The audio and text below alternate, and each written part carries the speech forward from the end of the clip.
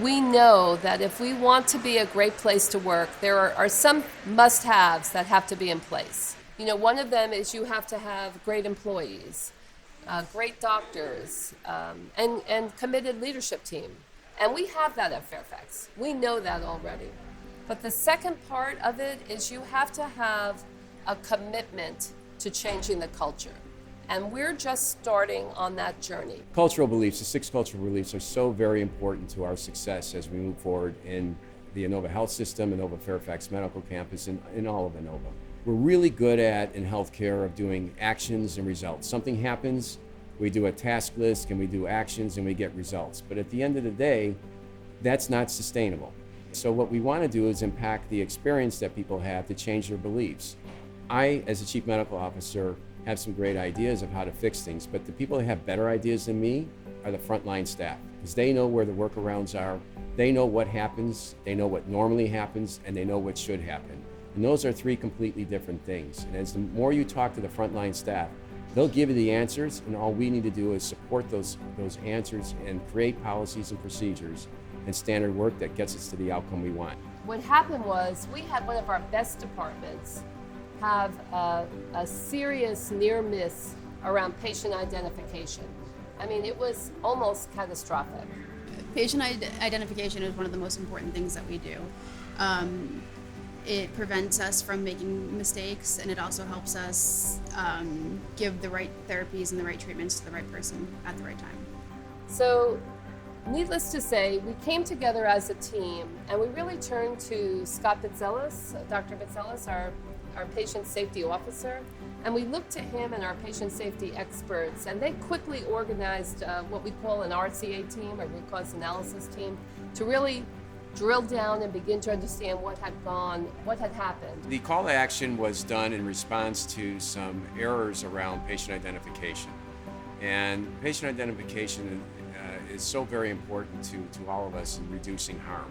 And so the call to action was actually a campus-wide initiative involving multiple people across the entire campus to be involved with looking at how could we improve patient identification, but how could we make it very real so that everybody embraced that this was important to them. In our old culture, what we call the C1 culture, the admin council team would have gone to a meeting room, sat around the table, basically tried to identify what the barriers were and what the issues were, and then created some solutions. But you know what? We're not in that culture anymore, right? We're on our cultural beliefs journey, and we're living in the C2 culture. And the C2 behaviors insist that you go to the experts and you ask them for honest feedback, what we call tell me. And so we developed an idea of using skits that were modeled after the errors that we had in the organization. And some were novel and some were modeled after the errors that we experienced. We reached about 2,500 people in the organization all within a week to a week and a half. So what was the outcome? Well, actually, it was awesome. The staff really got into it. We were delighted with the response. Not only did we get the focused feedback that we needed around patient identification, but we also we got lots of priority of ideas of what we needed to do first, and a real understanding of how we could make this better.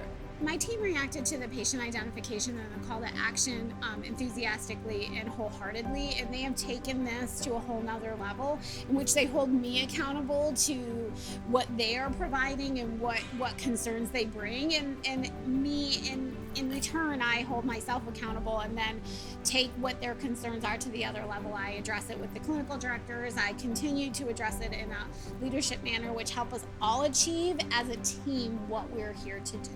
The frontline staff had great ideas about how to make the identifiers bigger letters or other ways and process that we couldn't even think about until we did the skit, and then they gave us amazing feedback. I truly believe that our iOS 2.0, which is our cultural journey, is the best thing that we could have done at Inova, and that this is a 2-year, 4-year project. And this skit that we did on the 2 identifier was excellent example of our cultural belief journey.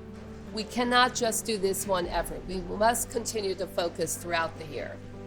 I think it was a great start, but we have a lot of work ahead of us, and we are going to falter. There's no doubt in my mind we may have faltered already, but we know that we cannot move forward without this in place. So there is no choice but to keep moving forward, because we are on that journey to have not only a great place to work, but a great place for our patients.